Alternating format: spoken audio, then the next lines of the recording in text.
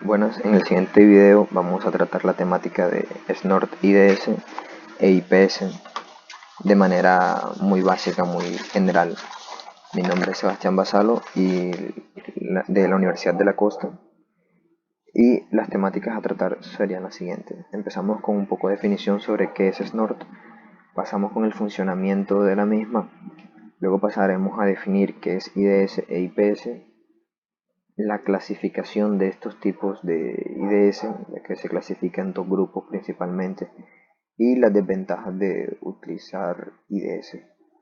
Entonces, comencemos un poco con la definición. Nos dice que SNOR es un sistema de detección de intrusos basado en redes IDSN. Recordemos que las redes IDSN son redes digital de servicios integrados. SNOR dispone de un lenguaje de creación de reglas en el que se pueden definir patrones que se utilizarán a la hora de monitorizar este sistema. También, vemos aquí en segundo punto, se trata de un sistema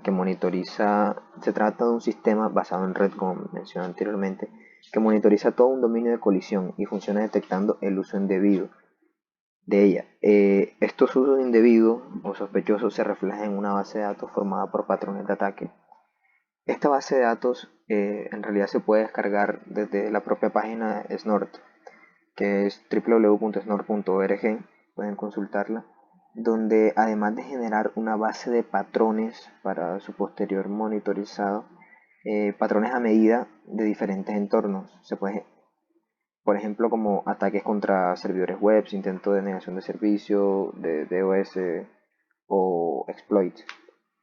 También cabe resaltar que Snort suele ser utilizado o implementado con herramientas tipo tarro de miel, con el fin de monitorizar e implementar ataques reales en un escenario controlado.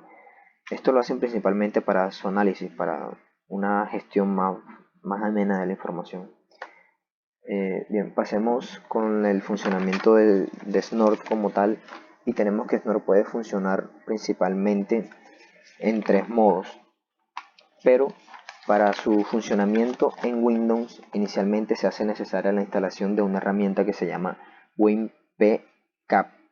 Este es un software que básicamente consiste en un driver que extiende el sistema operativo para permitir un acceso a bajo nivel de la red, y adicional una librería que facilita a la aplicación acceder a la capa de enlace, básicamente saltándose la pila de protocolos.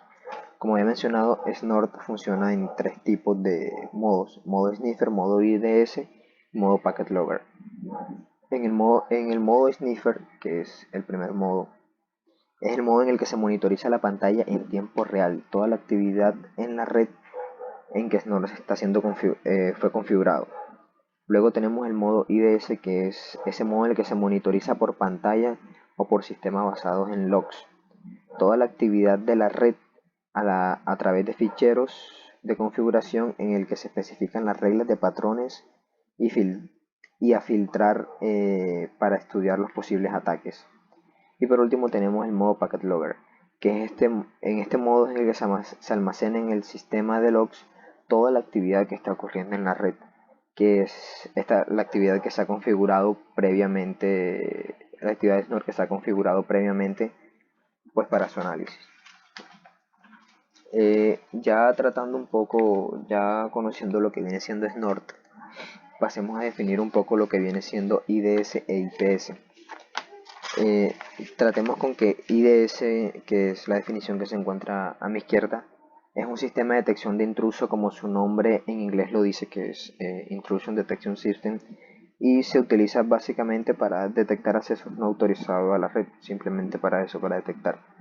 A diferencia del IPS, que la definición es la que se encuentra a la derecha, que IPS significa Sistema de Prevención de Intrusos, dice que controla el acceso a los usuarios ilegítimos, adicionando la posibilidad de bloquear los ataques, más no simplemente monitoreándolos, que es lo que hace IDS.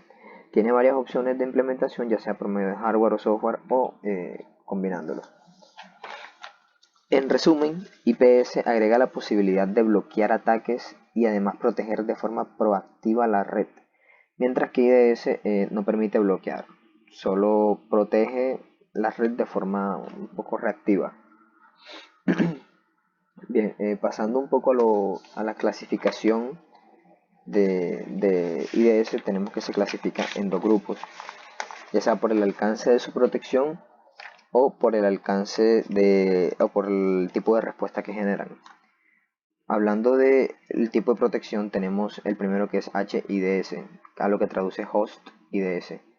Y es una protección que se genera en un host, es decir, en un servidor o un PC, y posibilita la monitorización de una gran cantidad de eventos para un posterior análisis detallado de las actividades sospechosas, de manera que se determina con precisión cuán involucrados se encuentran los usuarios de una determinada acción. Hay que recalcar que todo esto está ocurriendo en modo local dentro de un propio sistema. Posteriormente tenemos el tipo NIDS, que traduce NetIDS. Es un poco más general ya que protege un sistema basado en red. Estos son sniffers de tráfico de red ya que captura los paquetes de red y los analiza, normalmente en tiempo real, a diferencia... No, en tiempo real en realidad.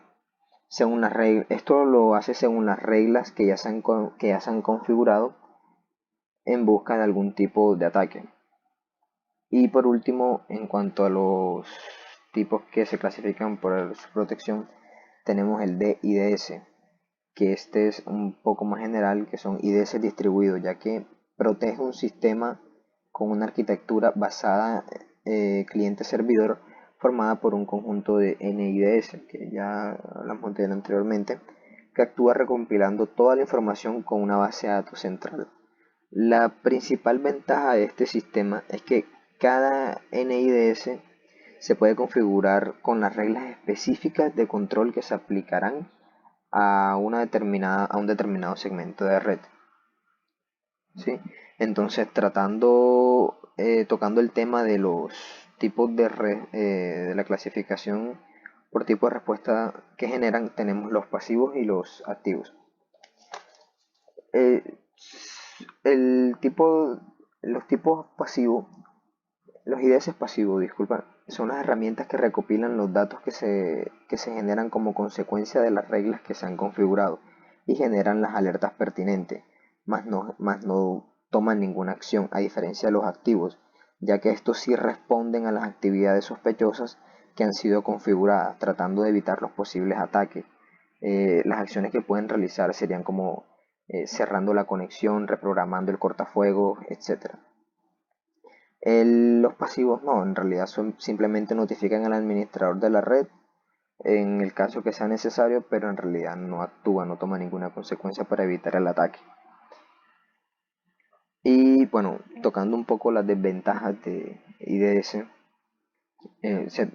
tenemos tres desventajas principales. Aquí son tres, que serían los falsos positivos, los falsos negativos y en cuanto a su implementación. Definiendo un poco sus falsos positivos, es un término aplicado a un fallo de detección en un sistema de alerta que sucede cuando se detecta la presencia de una intrusión en el sistema que realmente no existe. Es algo que me está informando el sistema, pero en realidad es algo de lo cual no me debería alertar.